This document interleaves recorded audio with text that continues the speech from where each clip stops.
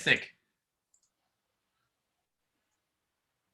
And we'll move this over to present mode and get ready to roll.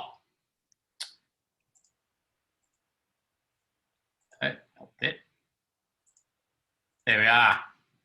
Excellent. So a bit about my background and how I ended up with you guys today, which I'm beyond excited about. I worked in management consulting for some time. I came from the bush in Australia, actually. Moved on to a management consulting role after completing a degree in the mining sector from the Colorado School of Mines. And what I found after touring around a variety of companies is my passion lies with sales. Sales people are the best.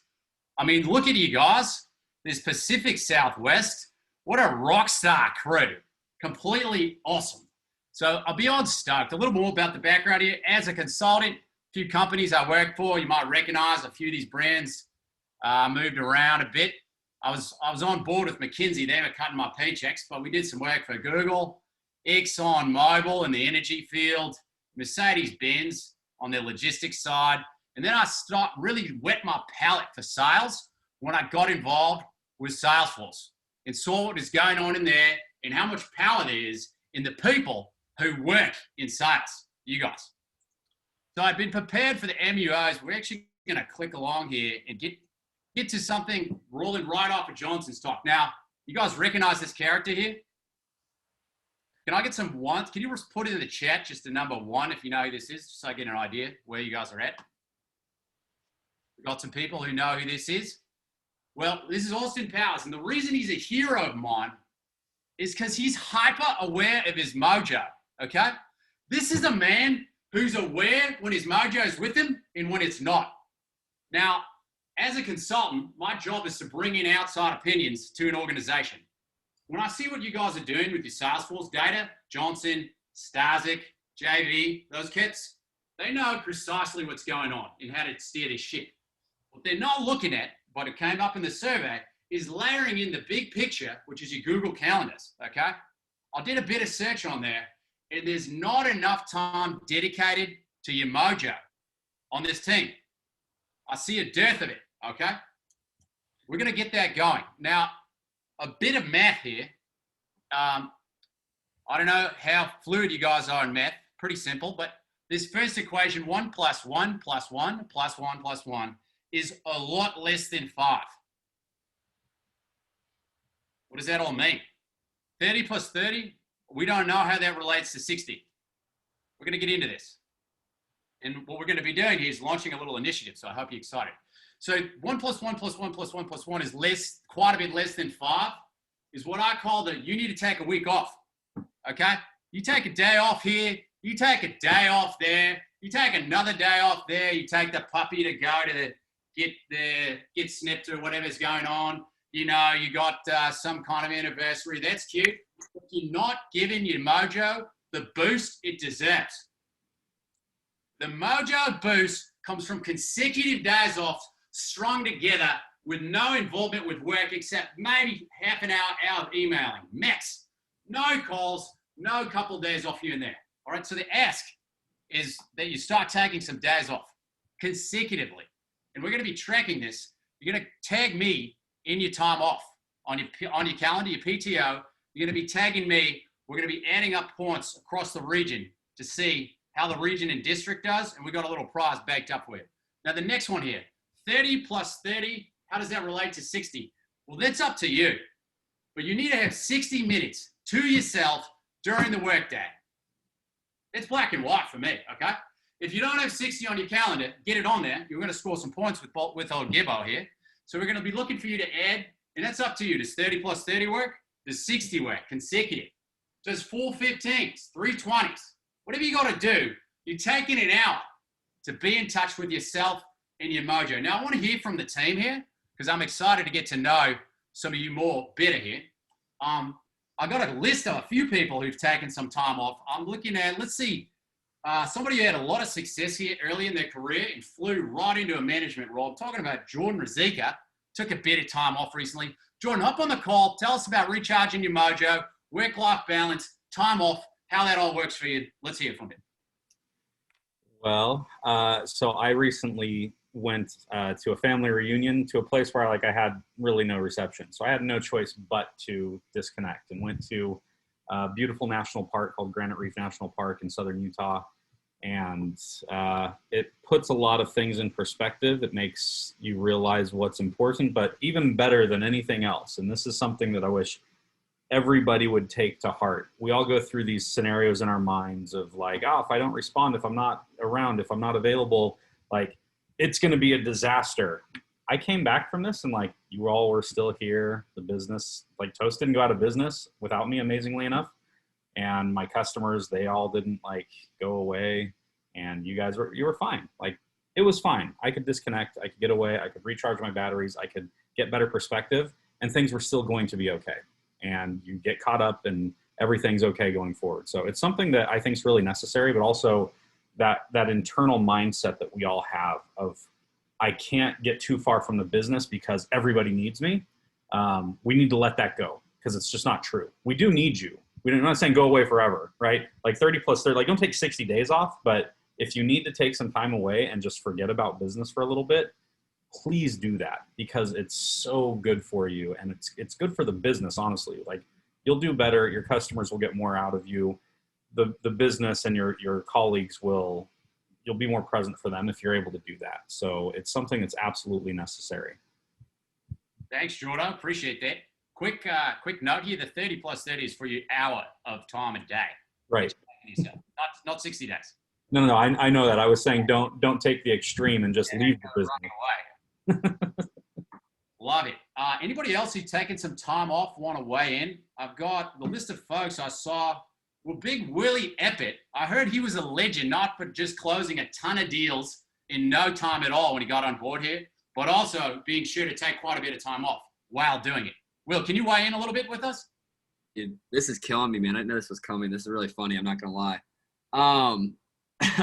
No, to echo what Jordan says, I'll tell you this much. I think MJ will probably attest to it. I always have like this fear of leaving. And like I recently went on vacation and I was like, oh, I'm going to work Monday, Tuesday. And then I'm going to like, all right. And then like Wednesday, Thursday, Friday, I'll shut it off. And I'll credit MJ was just kind of like, dude, take the Monday and Tuesday off. Like, why not going to take like the 2 days off and like really enjoy it? And I'll tell you, from someone that struggled with balancing with it, I used to like go somewhere and like keep my phone on me. I didn't want quote approvals to leave my side. And I felt like I still need to be at the beck and call of every single person. It's like you come back and like to Jordan's point, like you're half charged, like you get half the best of yourself. And like, you almost have like resentment. You're like, shit, I just took time off and I like went and worked the whole time. Right. And I will tell you, like, I take pride in being like the guy that's up early and goes to bed late. But like when you're taking time off, like turn it off. When I came back from that vacation, I was like a new person. And like I truly felt like my team got a better version of myself. I can tell you as an AE, I used to do the same thing. I used to like struggle to like turn it off. Like, you're gonna take time off, man. Take it off. Like turn it off. Like we're not out here. I hate to break it to you guys. Like we're not here saving lives, right? You're not a heart doctor or heart specialist on call. Like we're selling POS to restaurants. So like sometimes it's good just to turn it off, recharge, and come back. And like every single person is going to be better around you for it. Your customers and probably your family, your friends, and all those things in between. So I'm for it. And some days, like, I don't know, if you're on my team, sometimes I'm just like, dude, shut it off for an hour, take a lap. We've all been there. Like it happens. Like you need it. It's the autonomy of the job, right? Get your job done. Like take a lap. It's not a big deal. Like, and walk down to the beach or to wherever it is, take the dog out and just get some fresh air every now and then. It goes a long way. Love that. Yeah, he's speaking to that first inequality there on the board. You couple days off here and there is not the same as a proper week off. So we're going to look for you guys to go ahead and hammer that in. Gentlemen, thank you for weighing in on the subject. It's one that's not talked about enough, as we can see by the results of the survey. So we're going to be driving some change in that number with this initiative here. So tag me, FetSassGibson@gmail.com on your time off requests and on your hour block a day, whether that's your 20-20-20, your 415s, or your straight hour. I want to get tagged on that. I want visibility into how effective this initiative is. And then, based on our productivity here, I'm going to buy you guys all bloomers.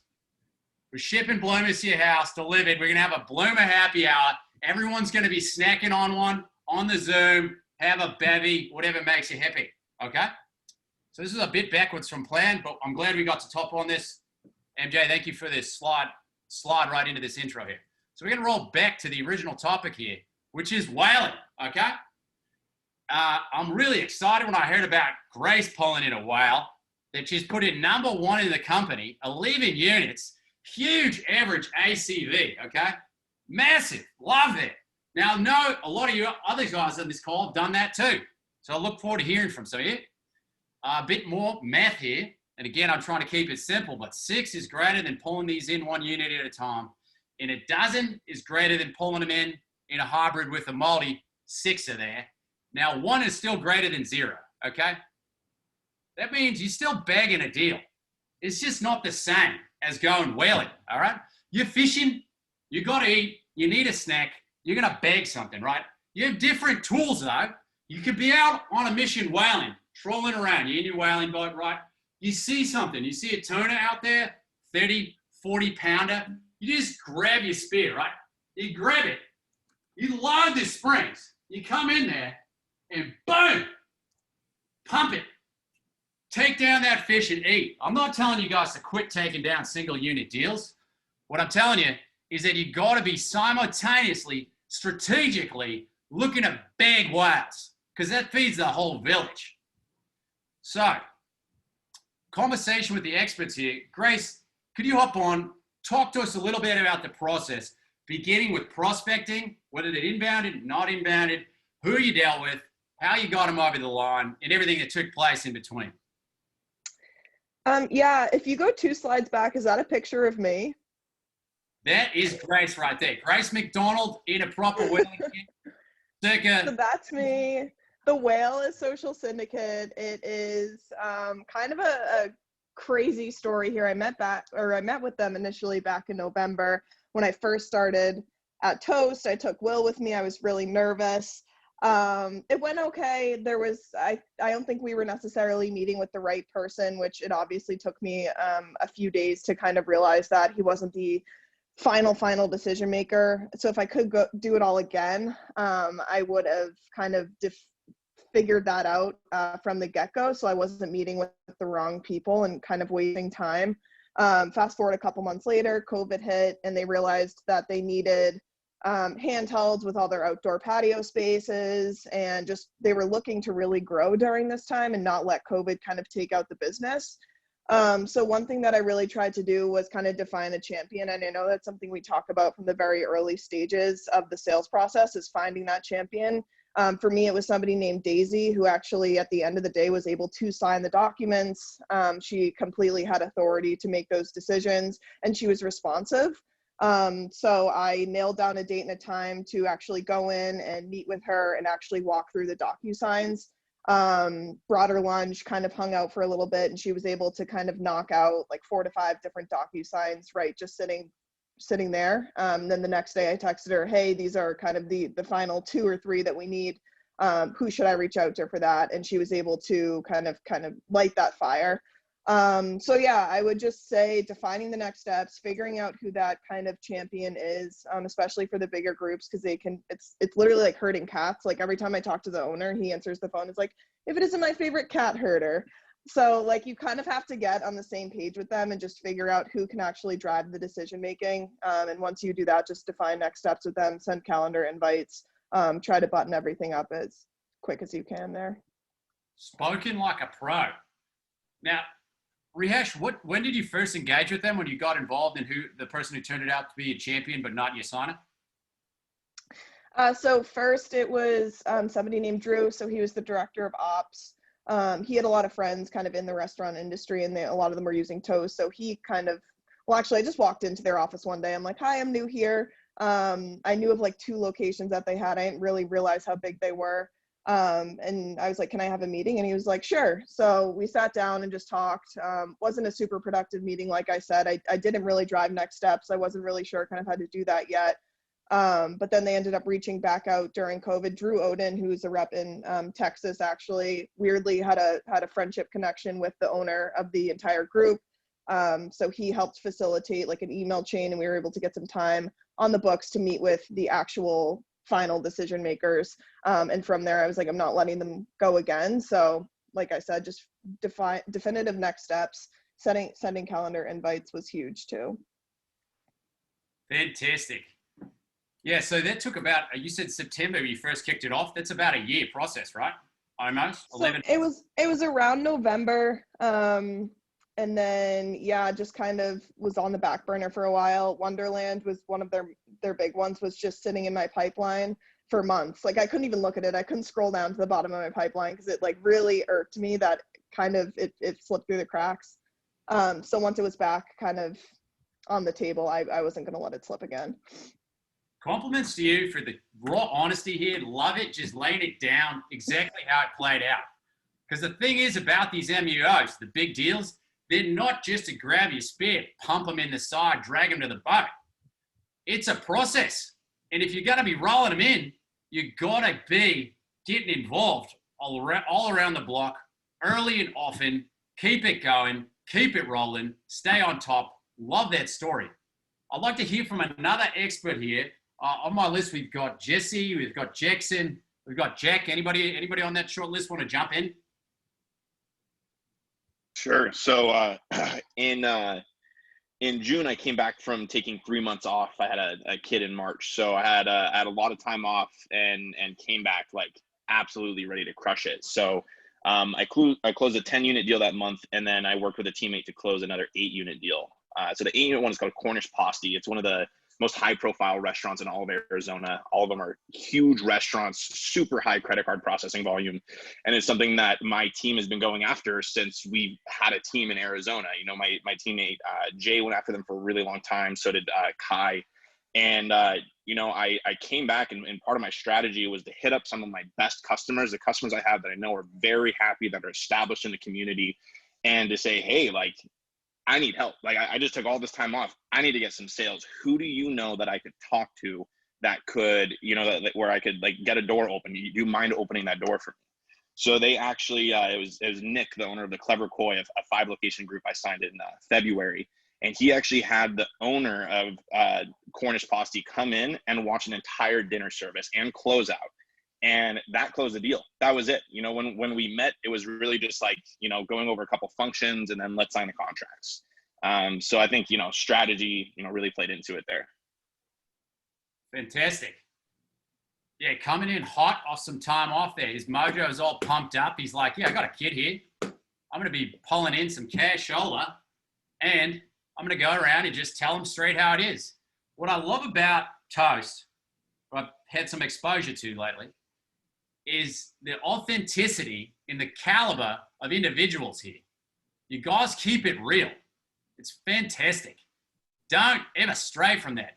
Keep it real. Tell these customers what you want. Tell them what they need. Tell them what you want, and keep it going. Jack, love that story. Thank you. We've got a bit more time here. How about Jackson? You want to weigh in on the balance between bagging tunas and bagging whales? I would love to. Let me collect myself real quick. How about this real quick? What do you do to pump up your mojo over there, Jackson? Tell us a little bit about that. And then I do. I take me days, which includes away from like significant others and friends. And I take a day for myself, and I try to do that once or twice a month. It includes a little spa day. It used to be the movies, get some ramen. That was like my day. Try to set aside like 4 or 5 hours of personal time to really get that in. And it's critical. I actually like started doing acupuncture late in the month, and it really helped manage stress. Highly recommend it if you haven't done it yet. Did that. I think to touch on one of your points here, though, about how to take time and how important it is like, for me, it was how to take time the right way and preparing myself to take time. First time I went on vacation from this job, like my business kind of fell apart a little bit and I had to recollect it. And now I know how to take vacation. So like I prepare to like take time away. So, you know, a big thing for me is, you know, make sure I'm at quota before I leave. So I think it was, I don't know, July. Took the last week of the month off. Don't recommend that. Hope MJ's not on. But hit 10 wins and then just went on a vacation. And Jordan's just like, hey man, if you hit 10 wins, like enjoy yourself. So what I try to do is really just have a good flow of opportunities coming in and have my opportunity creation be high towards the end of the month so I can close early and often. And that prepares me for a less stressful end of month and the ability to take time away. I remember like the first time I ever got 10 deals was when I was in Barbados in October last year. And while I don't recommend like working while you're on vacation to close number 10 for the first time, like you will step away to do it. So I agree. Like, I think it's very important to take time away. You'll find that I do that quite often, but it's very important, like how you do it. And you have to be methodical on like how you set up your business so it doesn't like come back and hurt you. First time I took like 2 weeks away, it took me 2 weeks to get back in the game. So I'd say keep that like, front of mind when you take time away. Excellent. Now, how about the balance? Well, actually, let's touch on that a little bit more. Not only is Jackson taking time off when needed, he's got the self-care routine going on. I love hearing that. So he's going to the spa. He's doing the acupuncture. This stuff is huge, guys. This is 2020. Everybody should be taking care of themselves. We're in a pretty progressive part of the country. It's known what it takes. Meditation, acupuncture, eating good, probably not partying all that often, but that's at your discretion and really a function of your age, whether you can pull that off. But really love to hear about the self-care piece. Can you weigh in a bit about balancing reeling in these big whales and bagging some tuna, some fatties that are still single locations? Yeah, I can. I think a big thing it's changed a little bit now that we've adopted MRR. So it used to be a combination of like my whales or MUOs and my quick turning opportunities. Now it's like transactional deals and money makers is how I think about it. So like how many transactional deals can I get across while I guess expending like minimal effort, and I can allocate enough time to like my big whales, right? So like that's the way I'm thinking about it. I'm still in like the process of transitioning from like MUOs to money makers. While rooftops are important, we all understand that, like the way I'm viewing these different types of businesses are more like transactional quick money versus like big money, and how I'm going to allocate my time accordingly to each group, right? So that's kind of like my thought process, and just to have a good mixture of that in your pipe at all times. And how do you keep it quick on those transactional deals? Good question. I actually just talked with Patrick Highland yesterday about this. He's had this one opportunity floating in his pipe for like, I don't know, 2 months. I was like, well, what's the SAS on it? He's like, oh, it's about $100. I'm like, well, tell him here's the deal and then get rid of it. Like at some point, it's not worth your time. And while I don't recommend like throwing out deals that you can close, you have to realize like your time is more valuable than some of these smaller transactional deals. And that's why we're being paid. And that's why they've adopted like e-commerce platforms to help deal with these smaller types of customers. So we can go focus on like the big whales. So I think it's just really being transparent on like what my timelines are. This is the offer. Great. If you want it, awesome. If not, let me know when you want it. See ya. Let me go focus on the bigger money. And just trying to keep my process tight and clean. So like, from each step, from the demo to the quote review to payroll demo, if applicable, to closing meeting, and never leave a meeting without another meeting, or hard timeline. So, going back to the basics now, and that's been Jordan's kind of readopting, like, hey, let's slow down. Let's go back to our basics, because it's easy to stray from that during these times. Yeah, so that's kind of like how I've been keeping the quick money quick, if that makes sense. Keep the quick money quick. Jackson Lambert. Love it. Fantastic. All right, guys, we're wrapping up here. I'm looking forward to continue to work with you over the coming weeks. Do me a favor, make this initiative a success, and go ahead and tag my email address in your time off. And I'm going to share with you a little bit of a project I've been working on, keep my mojo boosted during these unprecedented work from home times. See if this works. It's a little bit of a trek I've been working on. I'm in LA. They brought me into the studio. My friends are like, you got to get in the studio, Gibson. They're like, Gibbo, you're going to lay down some tracks. You're so passionate about sales. When are you going to drop an album? And I'm like, you guys are crazy. So they rubbed me in there, and I just got the hook going here, but I'm going to roll it for you guys. Appreciate any feedback. Again, hit me on my email address or try to get me on Slack, something like that. Here we go. When I dial, don't need a discount, they're gonna. That's not the version that's ready for you guys. That's a dirty version. I'm going to have to clean this up. It's just the hook for you right now.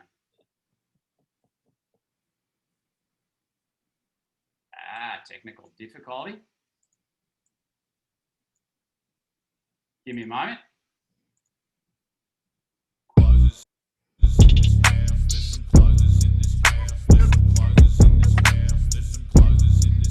That's it.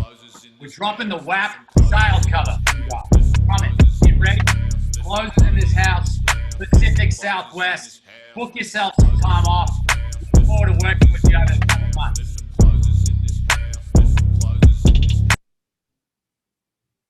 And that's a wrap for me, guys. Better way to end the call. Gibbo, hats off to you. In all seriousness, guys, I'm excited to see how we pull in and strategize on MUOs and balancing out the smaller fish with the whales. Hopefully no one will harm themselves with that giant spear that Gibbo has. But thank you guys. Awesome month in August. Looking forward to working with everybody through the new ARR model. And thanks everybody for sharing and participating today. Enjoy your days.